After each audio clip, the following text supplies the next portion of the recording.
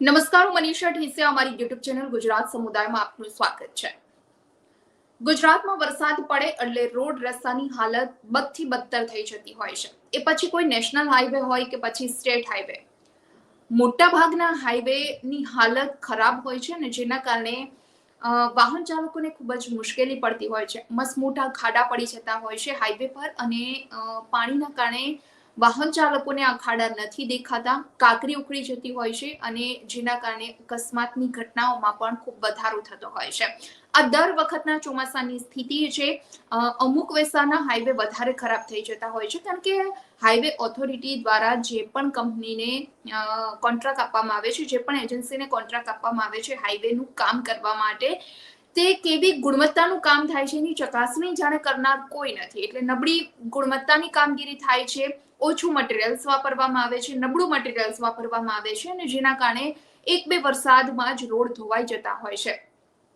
વાત કરવી છે ભરૂચ જિલ્લાના આમોદ પાસેના જે નેશનલ હાઈવે 64 છે તેની હાલની જે સ્થિતિ છે, 10 કરોડના ખર્ચે આ માર્ગ બનાવવામાં આવ્યો છે અને ઇમેજ અમે તમને જે સ્ક્રીન પર બતાવી રહ્યા છીએ એમાં પણ આપ જોઈ શકો છો કે હાઈવેની હાલત કેવી થઈ છે. પહેલા જ વરસાદમાં હાઈવે ધોવાઈ ગયો છે. ભરૂચ જિલ્લાના આમોદ તાલુકાના નેશનલ હાઈવે 64 નો આ માર્ગ કે જેને 1 વર્ષ અગાઉ ₹10 કરોડના ખર્ચે તૈયાર કરવામાં આવ્યો. આ માર્ગ પ્રથમ વરસાદમાં જ ધોવાઈને રોડ ઉપરના ડામર અને કપચીનું મટીરિયલ રોડની સાઈડ ઉપર થઈ જતા માર્ગની કામગીરીમાં મસમોટો ભ્રષ્ટાચાર થયો હોવાનું દેખાઈ રહ્યું છે.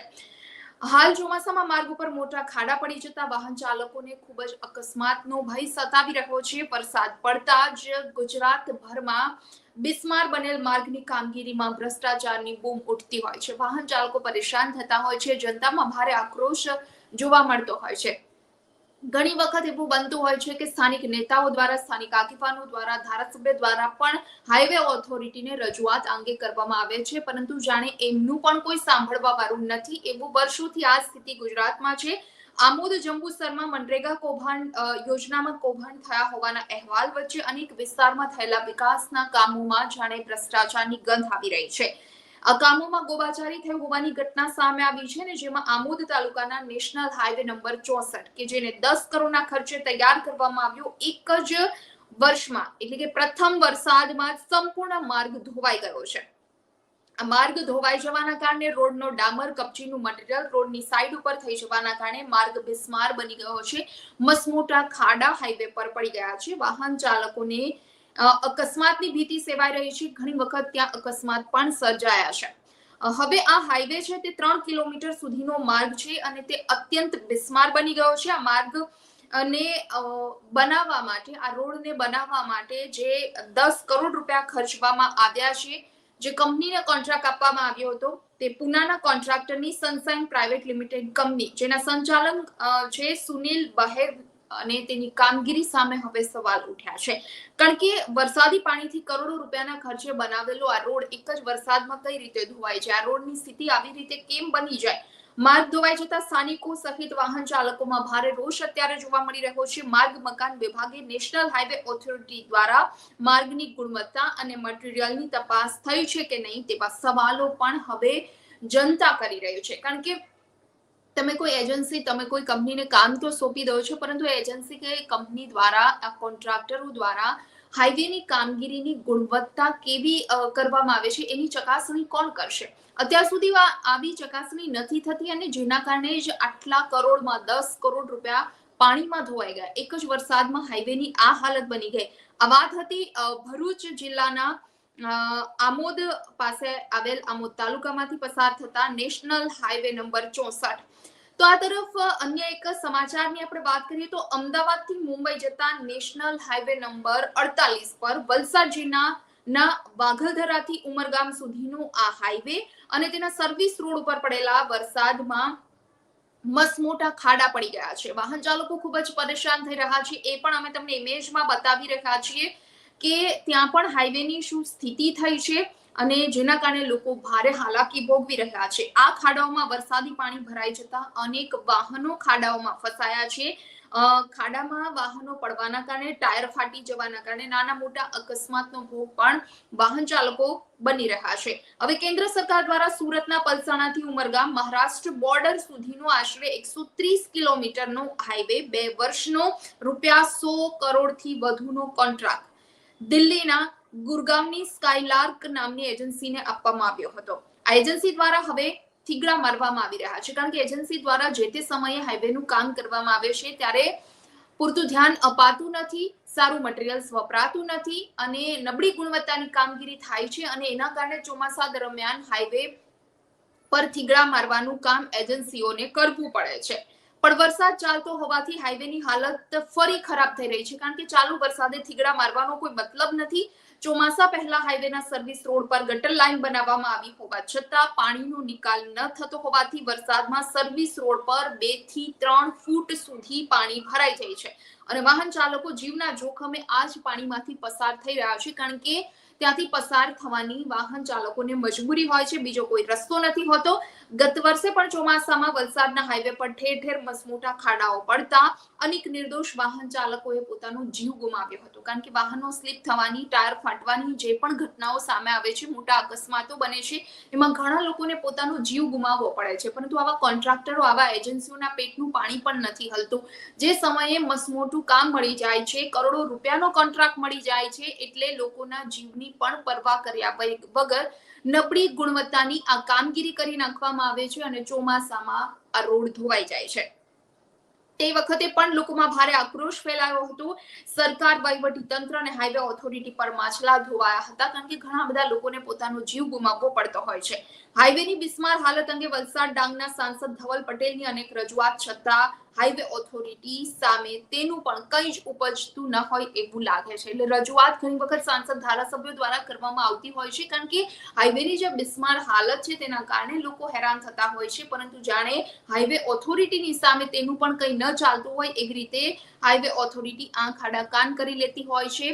ના તો કોઈ એજન્સી દ્વારા, ના તો કોઈ કોન્ટ્રાક્ટરો દ્વારા જવાબદારી સ્વીકારવામાં આવતી હોય છે, પરંતુ જ્યારે પણ રોડની આવી હાલત બને છે ત્યારે સમારકામ કરી દેવામાં આવશે, થીગડાઓ મારવામાં આવશે તેવું રટણ થતું હોય છે. અનેક જગ્યાએ થીગડા મરાય પણ છે, પરંતુ ચોમાસા દરમિયાન આવા થીગડા મારવાનો મતલબ પણ કંઈ નથી હોતો અને રોડની હાલત વધારે ને વધારે ખરાબ થતી હોય છે. ચોમાસા દરમિયાન રોડ રસ્તાની આ પરિસ્થિતિ વર્ષોથી ગુજરાતમાં છે.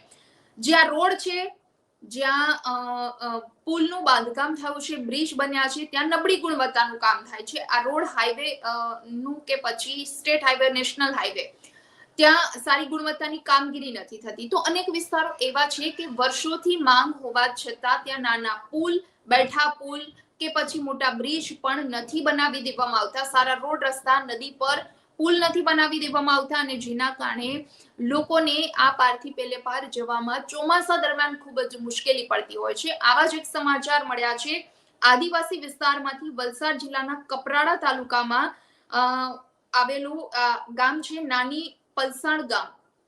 જે ગામ છે તે દમણગંગા નદીના બંને કાંઠે વસેલું છે, એટલે આ ગામના 2 ભાગ છે. હવે દમણગંગા નદી પર આ ગામ પાસે જે પુલ બનાવવાની માંગણી કરવામાં આવી રહી છે, વર્ષોથી માંગ કરાઈ રહી છે, પરંતુ પુલ નથી બનાવી દેવામાં આવતો. એક તરફ સરકાર છે તે આદિવાસી લોકોના વિકાસ માટે ખૂબ જ સંવેદનશીલ હોવાના બણગાતો વારંવાર ફૂંકે છે, પરંતુ વલસાડ જિલ્લાના આ ગામ માટે સરકાર ક્યાંય સંવેદનશીલ હોય એવું લાગતું નથી, કારણ કે જે ચિત્ર દેખાયું છે, લોકો ટ્યુબ પર બેસી અને નદી પાર કરી રહ્યા છે. હવે એના ગામમાં એક જગ્યાએથી બીજે ગામ જવા માટે, કોઈ વસ્તુ લેવા દેવા જવા માટે કે પછી કોઈ કામ ધંધે નોકરી પર જવા માટે કપરાડા તાલુકાના અંતરિયાળ એવી નાની પલસાણ ગામે સરકાર વિકાસના દાવા જે કરે છે, આ દાવાઓ સદંતર પડે પોકળ સાબિત થતા હોય તેવું લાગે છે, કારણ કે આ ગામ છે તે અગાઉ મેં વાત કરી એ પ્રમાણે દમણગંગા નદીના 2 ભાગમાં વહેંચાયેલું છે. ગામની વસ્તી 2700 જેટલી છે અને ચોમાસા દરમિયાન વધુ વરસાદ પડતો હોવાથી સહેલાણીઓ માટે આ વિસ્તાર સ્વર્ગ જેવો લાગે છે. પરંતુ આ ગામના લોકો ખાસ કરી ચોમાસા દરમિયાન અનેક યાતનાઓ ભોગવી રહ્યા છે અને જે દર વર્ષની પરિસ્થિતિ છે.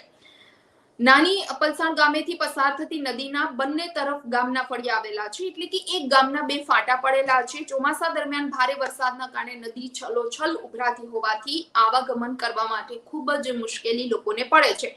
લોકોએ નદીમાં ટ્યુબના સહારે અવર જવર કરવી પડે છે. વર્ષોથી નદી પર પુલ કે કોઝવે નહીં બનાવાતા આ ગામના લોકોએ અનેક મુશ્કેલીનો સામનો કરવો પડી રહ્યો છે. પુલ કે કોઝવે બનાવવાની વર્ષોની આ રજૂઆત હજુ સુધી અધિકારીઓના બહેરા કાન સુધી નથી પહોંચી અને કદાચ ક્યારે પહોંચશે પણ નહીં. રાજકીય નેતાઓ પર પણ આ મામલે ક્યાંક ને ક્યાંક ઉદાસીન વલણ અપનાવી રહ્યા છે અને જેના કારણે જ આજે આ નાની પલસાણ ગામની આ પરિસ્થિતિ છે. લોકો ખૂબ જ હેરાનીનો સામનો કરી રહ્યા છે. રજૂઆત પણ વારંવાર કરવામાં આવે છે. કપરાડા તાલુકાનું આ ગામ છે, એટલે આદિવાસી લોકો માટે સંવેદનશીલ ગણાતી આ સરકાર કહેવાતી આ સરકાર ક્યાંય જ એવા ચિત્રમાં દેખાતી નથી કે ત્યાં સંવેદનશીલ છે, કારણ કે પુલ બનાવવાની, કોઝવે બનાવવાની વર્ષોની રજૂઆત બાદ પણ ત્યાં પુલ કે કોઝવે નથી બનતો અને જેના કારણે જ લોકોને આવી રીતે જીવના જોખમે ટ્યુબ પર બેસી નદી પાર કરવી પડે છે. એ પછી નાના બાળકો હોય, મોટા લોકો હોય કે વૃદ્ધ લોકો હોય. પરિસ્થિતિ ચોમાસા દરમિયાન ગુજરાતમાં ઘણી બધી જગ્યાએ ખરાબ થાય છે અને ઘણી બધી જગ્યાએથી આવા વિઝ્યુઅલ્સ, આવા ચિત્રો સામે આવતા હોય છે કે જે આપણને કંપાવી દે. આવી પરિસ્થિતિ આખા ચોમાસા દરમિયાન રહેતી હોય છે. ઘણા બધા વિસ્તારો એવા છે કે જ્યાં પાણી ભરાવાની પરિસ્થિતિ હોય, પુલ કે કોઝવેની વ્યવસ્થા ન હોય અને જેના કારણે પરેશાન થતા હોય કે પછી અગાઉ વાત કરી નેશનલ હાઈવે, સ્ટેટ હાઈવેની ઘણી બધી જગ્યાએ પરિસ્થિતિ ખરાબ હોય છે. હાલ માર્ગો બિસ્માર બને છે અને જેના કારણે લોકો આવી પરિસ્થિતિનો સામનો કરતા હોય છે. આક્રોશ લોકોમાં ખૂબ જોવા મળે છે. અધિકારીઓ દ્વારા લાગતા વળગતા લોકો, ધારાસભ્યો, સાંસદો દ્વારા આગળ રજૂઆત પણ ઘણી વખત કરવામાં આવતી હોય છે, પરંતુ જે અધિકારીઓને આ કામ કરવાનું છે, જેમના ખાતામાં આ કામ પેન્ડિંગ છે, આવા અધિકારીઓના કાન સુધી, આવા અધિકારીઓના બહેરા કાન સુધી જાણે આવી વાત પહોંચતી જ નથી અને એટલા માટે જ ગુજરાતની જનતા ચોમાસા દરમિયાન ઘણી બધી જગ્યાએ આ રીતે હેરાન થતી હોય છે.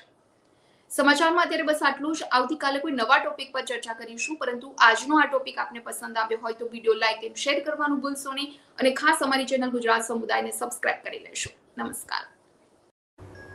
વિડીયો પસંદ આવ્યો હોય તો લાઈક અને શેર કરવાનું ભૂલશો નહીં અને ખાસ અમારી ચેનલ ગુજરાત સમુદાયને સબસ્ક્રાઇબ કરી લેશો. આવતીકાલે કોઈ નવા ટોપિક પર ચર્ચા કરીશું.